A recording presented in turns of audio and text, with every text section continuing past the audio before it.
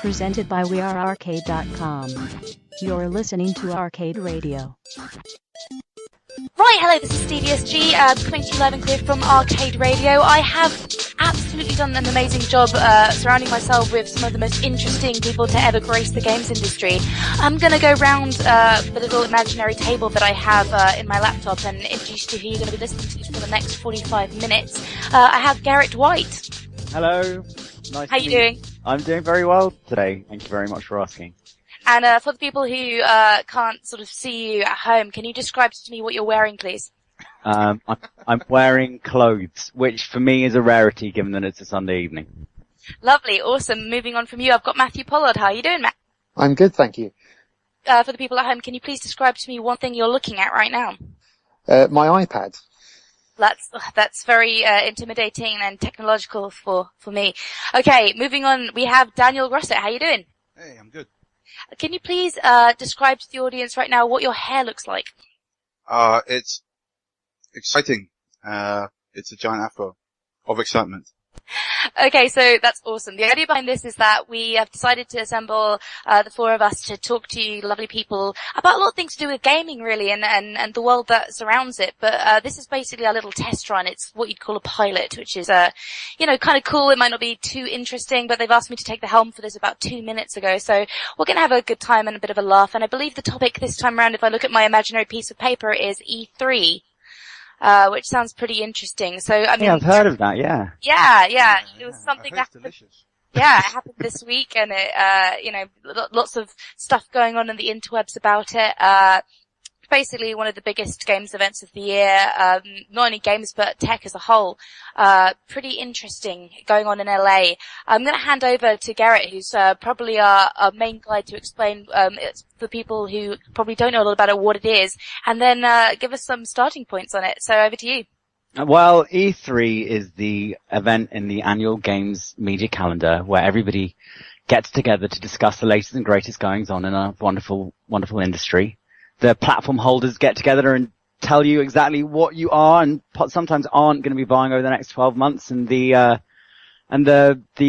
first party or the third party publishers get together and show off their latest and greatest games. Sometimes they're only 6 months away. Sometimes they're 2 years away. It's hard to tell, but everybody knows that basically if you want your game to sell like gangbusters at Christmas, or even given that this is a fresh platform year, your console to send like gangbusters at Christmas, you've got to be front and center stage of E3. Now, this was a particularly exciting and interesting E3, probably the most interesting E3 that we've had since 2005, thanks to the emergence of new consoles. Now, this obviously had a lot of run up to this particular event. We had Sony come out in February and tell you about their console, but not show it, and they revealed the console hardware unit, amongst some other things, on Monday. And Microsoft did, equally, they came out with their announcement event, only 3 scant weeks before E3.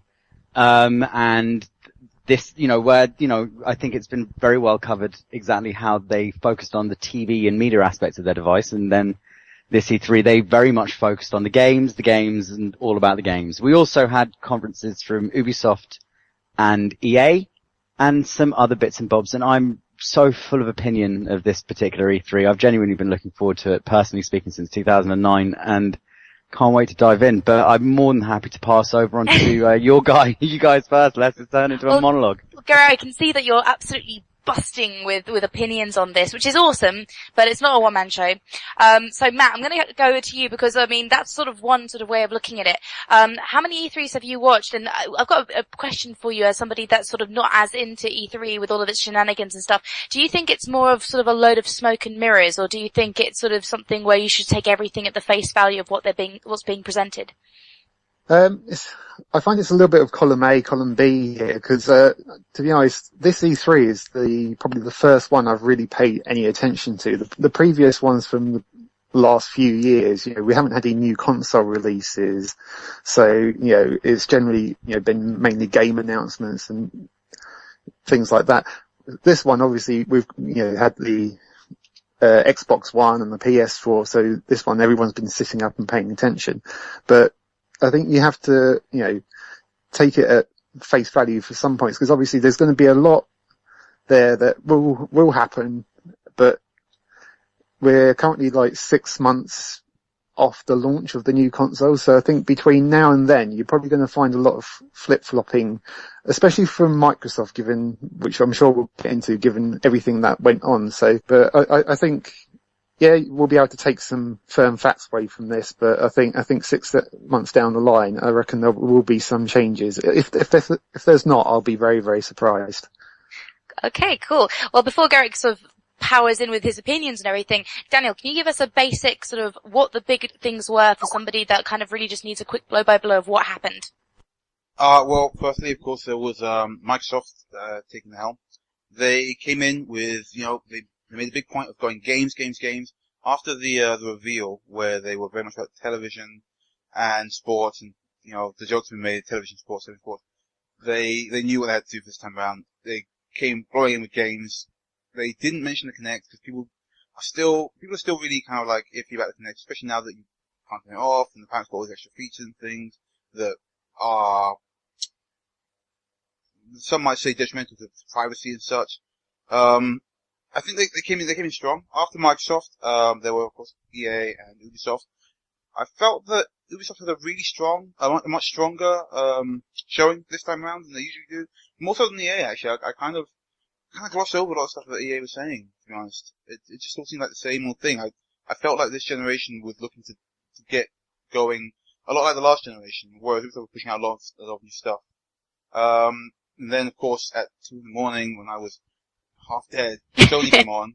I really wanted to stay up for it, and I was like, oh, okay, I'm gonna stay up. I've been in the pub, drinking. I came back and I was like, yeah, Sony, it's 2 a.m. Shit. Okay, I'm gonna watch it. And Sony's kind of came in not as strong as Microsoft, I'll say that much. They came out with a lot of stuff that Microsoft didn't talk about.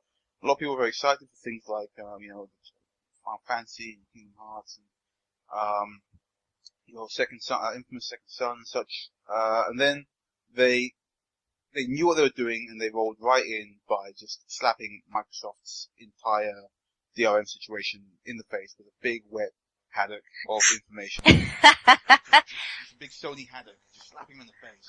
Right, so basically, even if you were living under a rock with E3, there were loads of game announcements, there was lots of different stuff, but obviously we had the big battle between the Xbox and the new PlayStation. At this point, I will pass over to Garrett to explain in detail about why they got slapped in the face so hard. Over to you. Well, I mean, this is an easy one. I wanted to come back on why. You can come back with a little. I'll throw you a little one later, but just to explain it in incredibly simple layman's terms. Basically, Microsoft have come out with some what are perceived to be very restrictive DRM policies. They're not actually that restrictive. They're exactly what you'd find on Steam, and they're less restrictive than what you'd find on iTunes. However, it is very much a step change for the console audiences.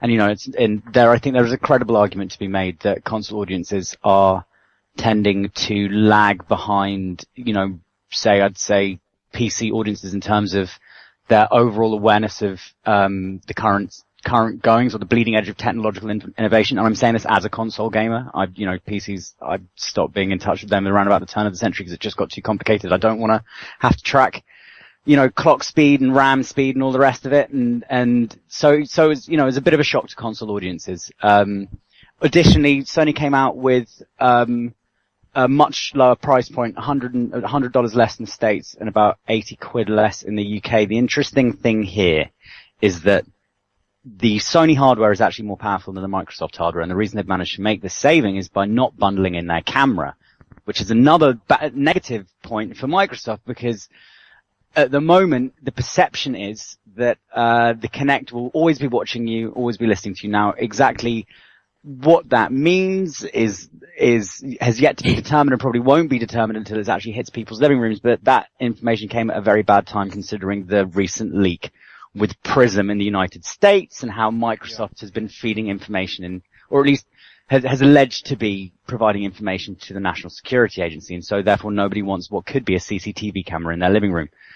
Now, along with that massive slap in the face with the fact that there's something going to always be watching you, is it true that they also brought in the fact that unless it's connected to the internet, it doesn't work? This is true. You need to, that's exactly right, Steve. You took the words out of my mouth. It needs to have, a once a day connection to the internet just to log in. This is very different to Steam's once every 30 days. And if you're around at a friend's house playing your games in the cloud there, because that is one of the benefits, similar to Steam, of being able to carry your library around with you wherever you go, you need to check in once every hour. And additionally, Microsoft have announced that the Xbox One will not be available in all countries at launch, which has led to a rather interesting line of discussion within the community about CD Projekt, who are based in Poland, making The Witcher 3, which appeared on Microsoft's stage at E3. However, if you're in Poland, you're not going to be able to buy an Xbox One at launch. So a small point of irony for me. However, truth be told, I don't reckon any of these DRM policies are actually that big a deal to the consumer, including the stuff around second-hand sales, because when you consider that the majority of people who make up the vast number of hit buyers out there, the majority of them, the series they care about, stuff like Call of Duty, stuff like FIFA, stuff like Need for Speed, stuff like GTA, and very little else, they're probably going to be buying them new and as it is, and their gaming tastes are not as broad. If you want to, absolutely. I mean, you could probably call them like that. It's the game. It's the game. It's games like Remember Me, just off the top of my head, that would suffer from stuff like this, if you ask me. But ultimately, I don't think it's a DRM that's really going to be the problem for Microsoft this Christmas, and I don't even think it's going to be the camera thing either, because I don't know if those messages are going to filter down from the technocrats, as it were, to the masses. I think the big thing that's going to be the slap in the face is the price point. Everyone always says, it doesn't really matter how much a console costs because you want to get the best piece of tech ever, but then the price point is announced and everyone's like, a little bit too rich for my blood. Hence was the case with PlayStation 3. This time Sony have come out with, and people always say that it's not the most advanced console that wins. Well, this time out, Sony have managed to produce what is undoubtedly the better, the more powerful hardware spec machine. Plus, it's $100 cheaper, and as price sensitive as the American audience are, and they are very price sensitive, that's going to be a pretty killer blow for Microsoft this Christmas. And to your point, that you think that Microsoft are going to change these policies before Christmas. They're not changing these policies before Christmas at all, any way, shape or form. They're sticking to the plan, and they're going to gouge as much as they can out of the early adopters. And then they're going to take stock around about, Feb next year, around about GDC time, and see where they go from there. Basically, they're doing exactly what PlayStation did in 2006 and making the same mistakes. This is the thing, sorry to butt in there, but the weird thing is that PlayStation's mistake is what allowed Microsoft to get that massive foothold in the industry. You'd have thought that if nothing else, they look back. It's not been that far back. It's only different people though. This is the wonderful thing about the industry. So the people who are running the industry right now, the Don Matrix and stuff, they weren't working at the platform holders last time round. It was Ed Freeze, and then Ed Freeze was quickly followed by Peter Moore. Ed Freeze, Peter Moore, both great guys. If you ever get an opportunity to speak with them, really lovely people. Don Matrix. You can see in his presentation, to your point that Sony gave a more boring presentation. Sure, it was much more by the numbers than Microsoft. Very traditional, let's start off with PlayStation 3. Then we'll reveal, the box, and we'll tell about media stuff, and we'll save all of our good shit for the end. Very, very traditional E3 presentation. But the way that they talked to their audience, I believed that they were genuinely excited to be there. Jack Tretton was virtually jumping up and down. He was super excited to be there. He loved that piece. And they talked to people in their own language. They talked to people, they talked to people as gamers. It didn't feel like they were reading stuff off a script when they were. And Microsoft, on the other hand, felt very, very corporate. There was one, sorry to wrap up this massive rant, there was one really interesting comment I saw perfectly summed up the Xbox One coming out of E3, which was that Windows, when the Xbox 360 was launched, and when the original Xbox was launched, it didn't feel like a Microsoft product, and the guys that were presenting it didn't feel like Microsoft people. You couldn't say that about Peter Moore, you couldn't say that about Ed Freeze. Nowadays, since then we've had Windows 8, we've had Surface, we've had Zune, all three of which being very, very Microsoft looking and feeling products. And I personally think that the Xbox feels very much and looks very much like a Microsoft product. It was very much presented in that kind of flat, corporate, soulless, dead behind the eyes Microsoft way. And meanwhile, I think Sony actually came up from behind and just, stole the audience that Microsoft had carefully cultivated since the turn of the century. In a way, they were trying to take their minds, but they took their hearts.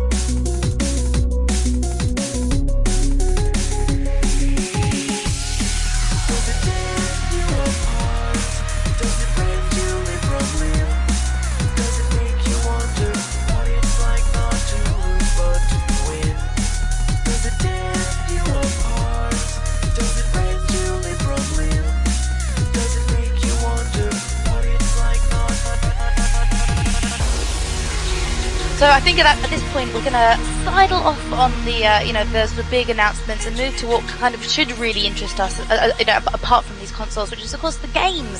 So, some of the biggest developers in the industry came and announced their big projects, up and coming projects. There were lots of racing games, there was lots of sports, there was lots of things, but I'm interested if we go around, if anyone wants if anyone's got a favourite, just come in and jump in. What was your favourite game announcement? Well, me personally, there's a couple I'm looking forward to. First one's has already been mentioned, which is The Witcher 3. I've loved the previous two games, and the third one on the next-gen console should be something very special indeed. Apparently it's going to be one of the biggest open-world games possible, and I love myself some open-world games. I'll spend ages and ages playing them. Are you a bit of a lone wolf in the sandbox? I am, yes. I'm a bit of a lone wolf. Sandbox. That sounds like an E3 title. It does, yeah. It actually was going to be my Halloween costume. Like last year, I was going to be a wolf, and then I was going to make myself a sandbox and put myself in it. But I didn't. I thought it would be a bit obscure. Lone wolf in a sandbox coming to a console near you by Cheap Productions. Anything else? And the other one, which to be honest was announced before E3, but the other one's Watch Dogs, which again is another open world game, and everything about it just looks extremely cool and very slick, and I like the whole mobile spying interface that's included in it, and Watch Dogs definitely open world then, because I thought it was like kind of like an Assassin's Creed style sort of open world. Well, from my impression, it looked more. Wait a second. In what way is Assassin's Creed not open world? Yeah, that's a good point. Well, Assassin's Creed 3. It's more like, well, here's the area where the action's going to happen. You could go over there, but you'd be a bit bored. Assassin's Creed 3, there's so much to do. I started it and I got probably about 10 hours in. I think I just barely got past like the tutorials. It's a huge game. Do you ever feel like when you play too much Assassin's Creed that when you go out into the real world you're about to stab someone? I feel like that anyway. Yeah, I commute into London every day. I feel like that most of the time. You walk like one of the assassins. You like that shoulder bob. Yeah, you start shoulder checking. And I put my foot up as well. Slowly. Anything else? Kingdom Hearts 3. You can't go wrong with Kingdom Hearts. Yes. The Never played one. Never played a Kingdom Hearts. Don't see what the fuss is about. What did you guys think about The Division? I think I think it was interesting. I like the idea that a buddy can jump in on an iPad or whatever. If you want to, jump in on one of those extra devices you have to buy on top of your £500 machine. And, play a drone and point stuff at anything. I mean, I love co-op. I'm really hoping that this generation we're seeing more co-op experiences and less, versus multiplayer, 'cause I'm so tired of deathmatch. I'm so sick of it. I just want to play games with people and feel that the world has been built for us to have fun with, rather than just like shoot them in the face. Destiny. I think that developers are really learning that, in order to have a successful game, a lot of the times you need a strong community behind that, and the more that the community is on the same grounds as each other, the more they want to play it. So even though you do have these lone wolf in a sandbox type people, that as long as you have an environment for them, they're fine. A lot of other people really do want to be able to play with their friends or at least, have the opportunity to make some, in a weird way. I think, one thing I will say is that as much as I do look forward, I'm looking forward to the Division, that's nice, but it is another grey and brown game, grey-brown shooty mans. Some orange in there as well. Yeah, blue and orange. The next gen is about blue and orange. I'm like, great, that's cool, but, maybe something else. But it does look really nice. It's obviously a Tom Clancy title, so, like, the whole thing was like, oh man, the government can't help you, and the secret organization, Tom Clancy. So pretty much the whole plot, every single plot of every single Tom Clancy novel ever. Yep. Only one team can save you, maybe in planes, maybe they work for Sam Fisher, maybe on the ground. To be honest, the only conspiracy is why Watch Dogs isn't a Tom Clancy title. Yeah, an interesting point. Maybe it is. Actually, no, it can't be. It hasn't got his name in front of it. I mean, the nice thing about the Tom Clancy series is that, it is kind of, they are trying, and I think the studio always has tried to do something that's very real, that is kind of more realistic, more real world. This could really be happening. This could really be what happens in 10 years. And that's always nice. Scaring the crap out of me. Like, here comes a bug, you're all dead in the Division, and, here come cars, they're gonna steal your car, I guess, and, the crew, and what was the other one? Oh yeah, phones will kill you. But it's refreshing. But it's refreshing because so many MMOs, and if you look at the other side, it's like all gone wizards. Like everything is, we're doing elves, we're doing wizards, we're doing this, we're doing that, it's, riding dragons, etc. And it just feels like, it's kind of a shame these two mediums don't switch places, where you've got sort of a really realistic, MMO which has this kind of thing, and then, with these shooters finding some way to bring the fantasy aspect to it. It would be kind of cool if they actually kind of just shifted the go-to topic to the other side. Yeah, I would play that. Sorry. There is, which is why on that topic, I completely agree. Like, there's a game that no one's talking about at the moment, wasn't at E3. I'm not even sure when it's coming out. And, it says on Wikipedia it's coming out in July. Bloody hell.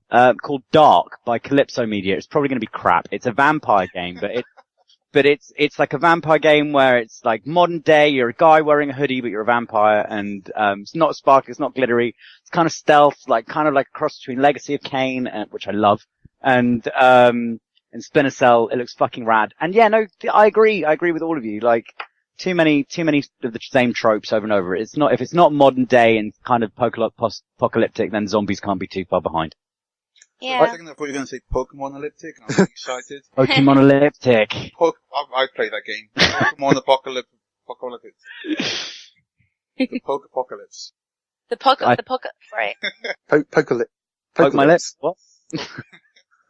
But going back for a moment to some other games as well. Like, I saw the Final Fantasy versus 13/15 reveal, and it looked cool, and I was like, oh, great, Final Fantasy. It looks a bit like they lifted a lot of stuff from Crisis Core and Kingdom Hearts to make a new kind of RPG. And I like all the characters, I like all the pretty boys. I don't really mind that, they were pretty boy characters. I think it's nice that they look a bit more mature, I guess. And that was fine. And then, I can't remember the name of the director who came on and said, I got another game for you to see. But he came in and he's like, oh, by the way, here's some other game. I was like, oh, okay, sure, whatever. And then, Kingdom Hearts 3, flipped out. I was like, oh, shit. Couldn't wait for that game. So, if I'm not playing Shooty Man, Orange, Blue, play some Kingdom Hearts. You mentioned Pretty Boys, and I feel like, we've covered the consoles. We've covered some of the games we're most looking forward to, and I would be for me, just saying, you didn't even ask me why. Do you want me to ask you? Shall I ask you? I would love it. I'm really excited right now. Okay, what are you looking forward to, sweetheart? So it's been a long, long time since I saw a system seller at an E3. I have, everyone remembers growing up that game that they saw and was like, oh my god, I would spend 300 and whatever it is quid just to play that game. And I really didn't expect anything to come out of E3. And yes, I saw a lot of really pretty CG trailers for stuff that probably isn't going to look anything like that. Anno 1886 looked great. God knows how it was going to play. It was just CG. On Xbox One, Sunset Overdrive, again, that looked brilliant, but, CG trailer. However, and bear in mind, I've been an Xbox guy all the way up for the last 2 gens. Infamous Second Son. I don't know why no one's talking about this game. I don't know why it isn't getting all the press that it deserves. I don't know why Sony didn't open their show with it. If you have a minute, if you have 7 or 8 minutes, however long the gameplay trailer is, go out, go online, go and look at the video for Infamous Second Son. If that's not a next gen game, I don't know what is. It looks fucking badass. You get to play as somebody who's a cross between Nightcrawler and Ghost Rider. Oh, and you can cool. fly. How is this game not getting all the press ever? And yet people are still talking about Killzone. I mean, if they find the guy that's interested in Killzone, I'd be more interested about that. and Titanfall. Great, Titanfall. I mean, the funny thing about Titanfall is, I don't know if this is just like a development thing or if it's in the real world, but Titan mode in first person shooters has been around, or even sometimes in third person shooters, has been around for a while. To the best of my knowledge. I'm not a massive online gamer, so if this is something that's only in development and is not in the real world yet, so sue me. But the fact that they've gone and called it Titanfall, I mean, it's just a lack of. So when you say Titan mode, what do you mean? Like that, like in Titanfall. You've got a big robot that you can, is either AI based or you can sometimes control, and a bunch of, superpowered kind of squaddies, either work in tandem with it or against it. It might be something that's only in dev.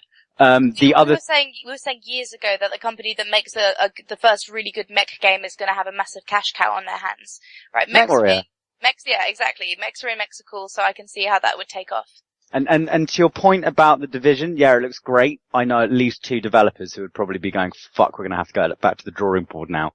There's a reason why games like that look generic. Everyone has those ideas, and yeah, I mean, it's very similar to some other stuff that I've seen. I think the thing about Titanfall is they've been quite smart. Years and years of Call of Duty have jaded a lot of people, and they've given you just enough Call of Duty, shooty man, brown, grey, bit of blue and orange, bang bang, and then they've gone, oh, by the way, jetpacks. They've gone, oh, okay, jetpacks. Okay, you like jetpacks? Now, robots? I like robots, and then they're fine.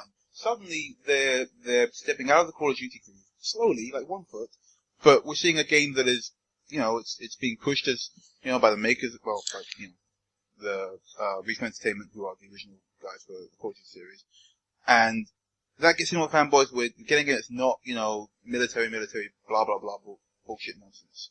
Which, as much as I'm not going to play it, I'm glad for, at least. Yeah, no, I completely agree. But they haven't got, rights to the mechanics though. Be prepared to see quite a lot of Titan mode appearing in other first person and third person shooters. Oh, yeah, like Horde mode did.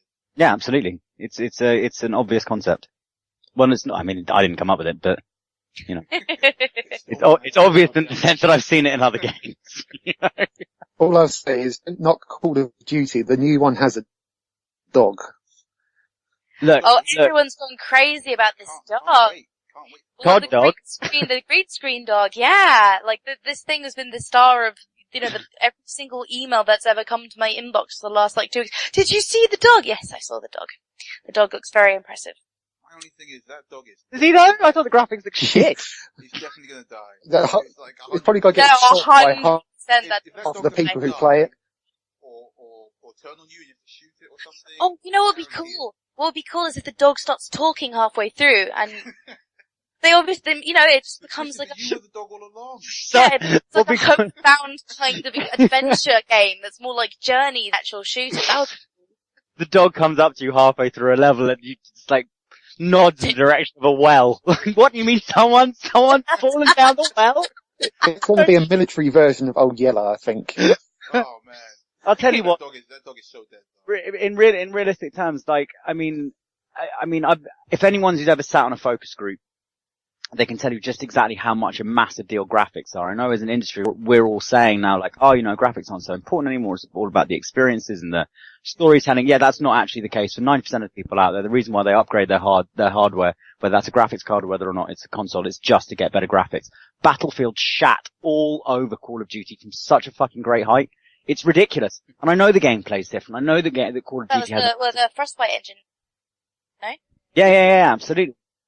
It did. It looked next gen, and the thing is, I know that Call of Duty has a massive built-in audience and all the rest of it, and Battlefield is, different online multiplayer gameplay. However, going from what I've seen in focus groups before, I think that just, you get that on a TV screen, you get that in a cinema, just as one of these ads. You build a bit of buzz. I can't see COD facing up. Not unless, COD would need to have an engine refresh because it is about. Dog, I mean, come on now. Yeah, we all know how well the did for Fable. End of.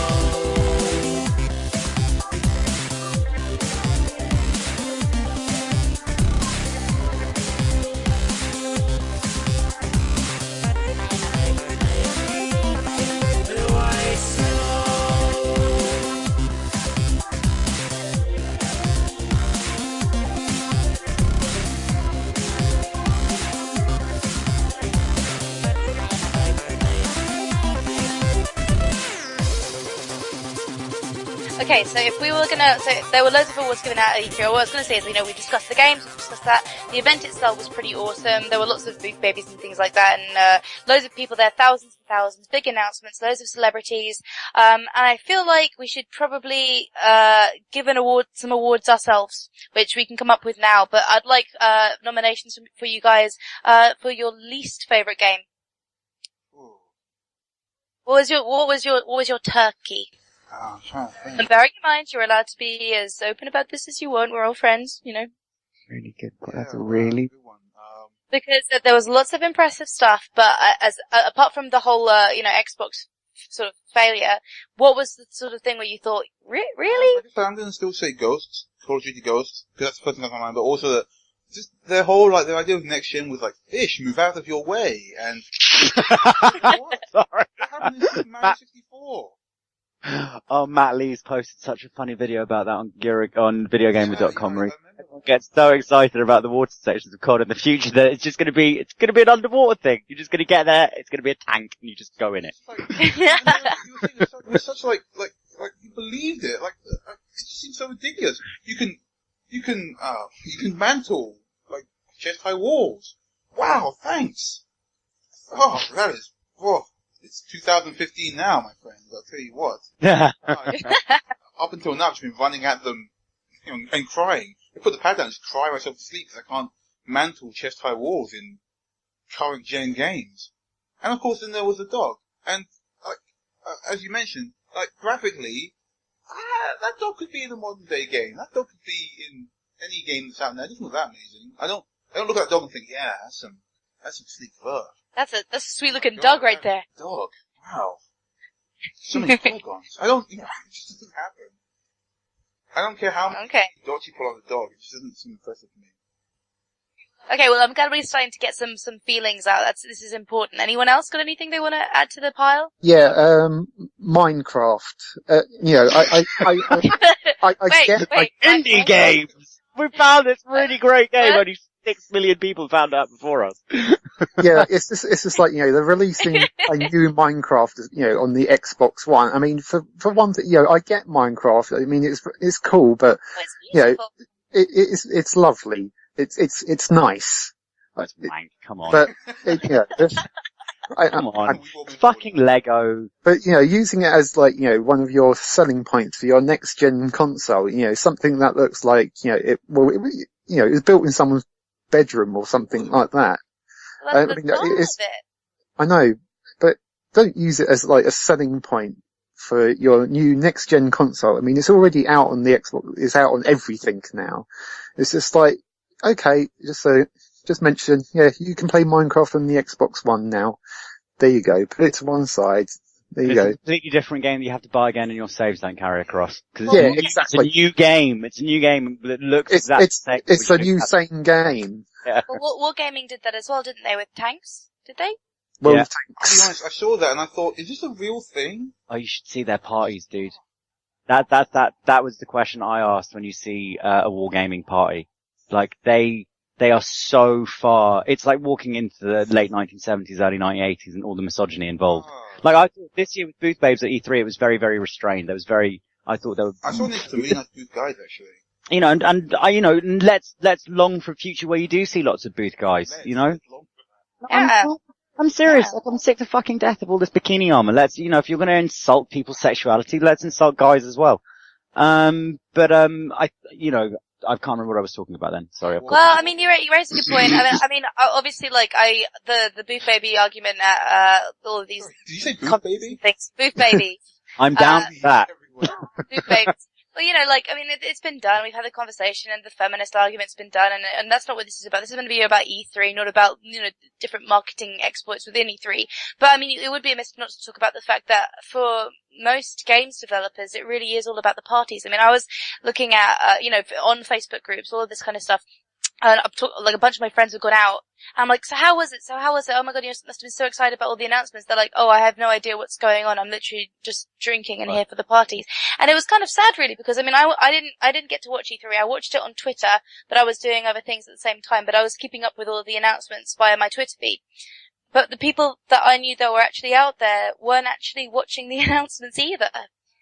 Which was kind of strange. I feel like it's kind of split off into sort of different sections where the gamers watch E3, the developers sort of produce E3, but the actual industry around it just goes and gets drunk. It has... I thought that E3 is any different than it always is anyway. It's always more the same. So hey, why don't we just go to one instead? Yeah, it's sort of, I don't know, I feel like it's kind of sad in a way. Like, I'm really glad that the companies do these massive parties and, I've been to wargaming parties, I've been to CCP's parties, I've been to, these amazing marketing events that they put on and it's great and it's fun and it's a chance for, different groups within the games industry to meet up with each other. But it is kind of weird when, a lot of people sort of, you ask them. Degrading towards women. I mean, wargaming's parties are hugely degrading towards women. If you ask me. I'll be honest. I've been to a couple of them, and I mean, the one I went to in Gamescom, it wasn't that bad. Like, I honestly don't think it was crazy bad. The Igramia one was pretty awful. The only person that was degrading at Wargaming's party that I went to was Redfoo from LMFAO who grabbed my ass. That was about it. That was about the only sort of really degrading thing. Well, at least he's got good taste. Thanks. Thanks, guys. You really touched me there, but not physically, because I'd see you. Interesting. Okay, so we've covered the parties we've covered. Not me. You haven't asked my shit games. I've got 2 cracking shit games. You gotta jump in. I'm jumping in right now. I'm jumping in right now. Take the helm. So, well, that's what she said. So. Wow. Sorry. Wow. Now everyone's going to be listening to you. You won them over in the first 44 minutes, but now they've gone, and he's a wanker. Oh yeah, no, totally. Yeah, I'm happy to be a wanker. So, shit games. I would have to definitely say, Killzone looks like a pile of ass. I don't understand what it is that people, I mean, who decided that everybody has to think that Killzone has really good graphics? Cause it doesn't. Like, it looks mediocre. The poly count is low. The textures aren't particularly amazing. Like, it's got dynamic lighting. Oh my god, it's got dynamic lighting. Who cares? Like, I don't know, like, Killzone looks boring as fuck. They should have just rebooted it or got rid of it entirely and done a different kind of like, let's shoot space marines in space. But do you not think that you're kind of getting hard to please now? Because we've had things earlier where it was like, why didn't they think of the good graphics? When they went for a round table, how did they not think about changing the graphics? And now you're kind of saying, oh, this game had horrible graphics, I don't want to play it. No, it's not just the reason. No. I say on Killzone, I get your point. On Killzone's graphics, the reason why I have a bugbear against its graphics is because everybody says it's got the best graphics on a console for first-person shooters. I just can't see it. I literally can't see it. I know I have an eye condition, but I genuinely don't see the graphical fidelity that everybody else is constantly banging on about. Like, it escapes me, and it annoys me that this game, which everyone says, yeah, you know what, the gameplay isn't so good, but the graphics are fucking amazing. The graphics aren't that fucking amazing, and the gameplay is wank. Why don't you just make something else? Or get somebody else to make something else? Like, Sony needs a Halo killer. I don't think they do need a Halo killer anymore. But, if they want to tick that box, Killzone is not the franchise that's going to do it for them.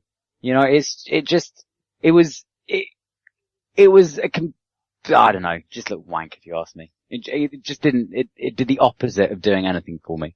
And then there's, the other thing that I really didn't like was, the presentation for, Forza. I'm not a big racing fan, so I don't care whether or not the game is good or not. I'm sure it's fucking amazing. But that whole drivatar stuff, really?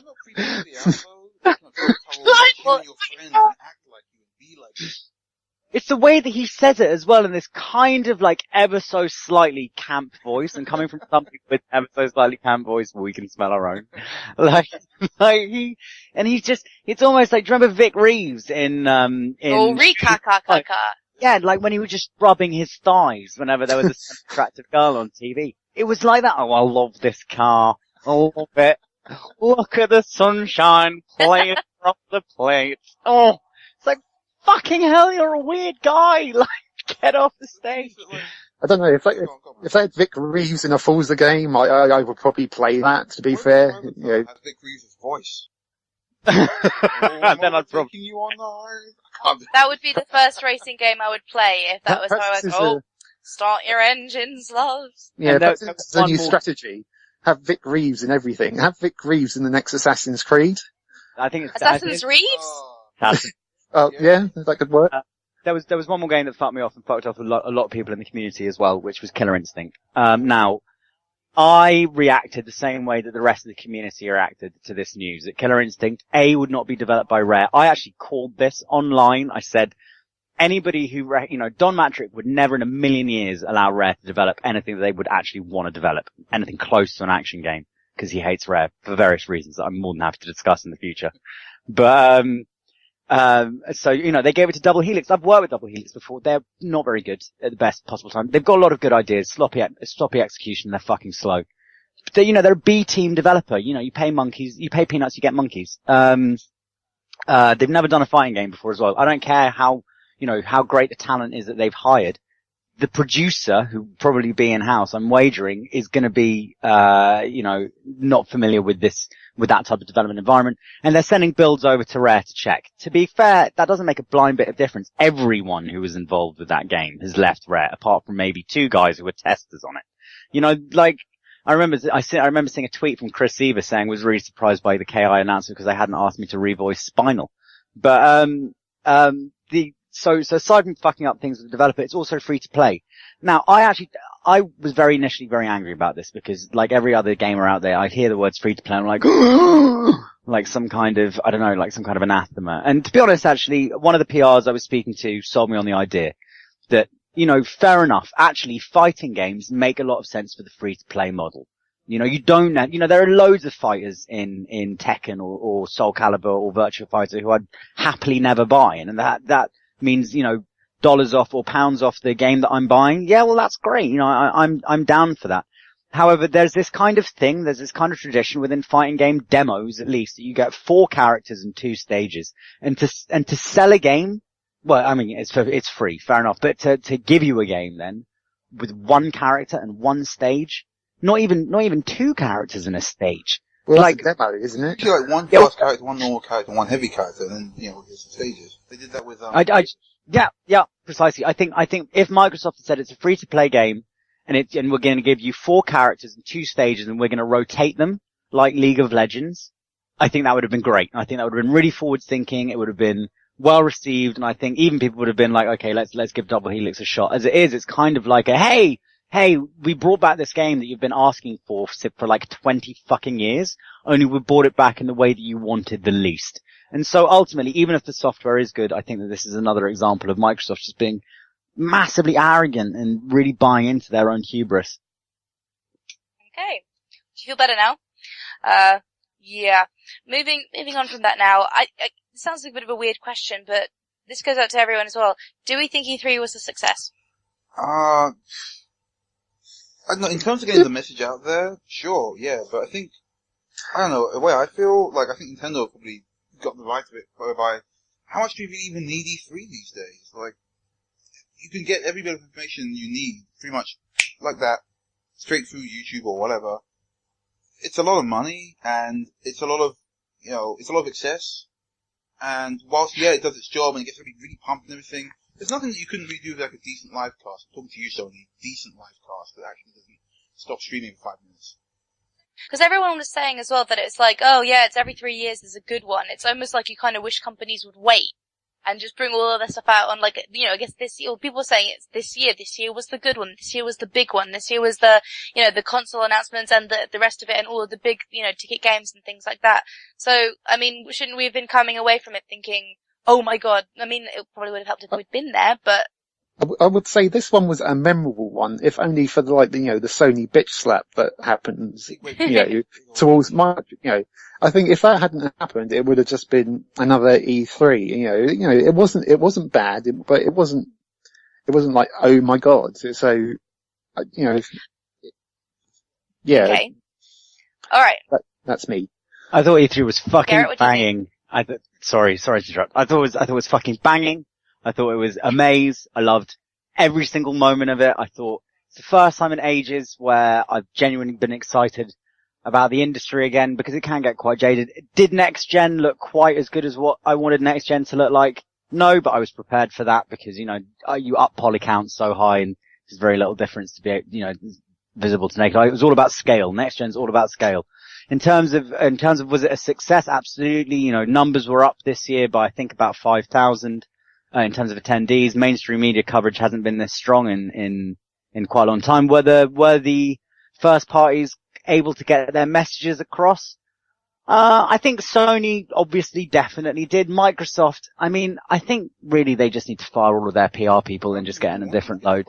It's like people asking questions The thing is, and they're like, ooh, not gonna give you a bunch of mirrors. They it's just, I mean, they focus on all the wrong answers. Instead of selling us on the idea of the benefits of giving up, you know, certain previously, you know, understood rights.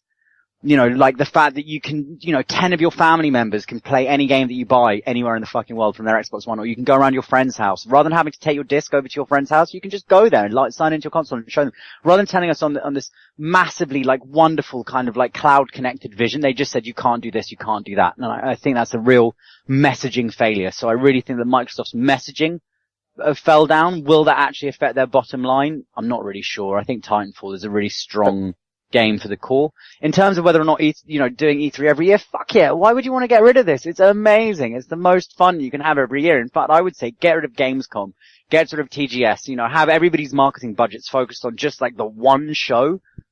put it in like Hawaii, fly everyone out there. Sorry. Those games, it's just over there. E3's so far away. Yeah. Right. No, you're right. Well, maybe have E3, but change countries every so often. Bring it Yeah, that's to a the good UK. idea. Like the Bilderberg Summit. Right, so I think to close this off, I'm gonna say goodbye to each one by one. But what I'd like you to do is, in one word, when I come to you, tell me the one thing you would like to add to E3. So I'm gonna say goodbye to, thank you very much, Daniel Grosset, for being with us. It's been an absolute pleasure. What would you add to Food E3? babies. Actual babies. Thank you. Alright. Fair enough. Matthew Pollard? Baby booths, really, really tiny ones. And Garrett White. Giant enemy crabs. And from me, Les Lines. So on behalf of all of us, it's been an absolute pleasure. We'll probably see you in a week or so. And good night. Right. Good night. Arrivederci. www.wearearcade.com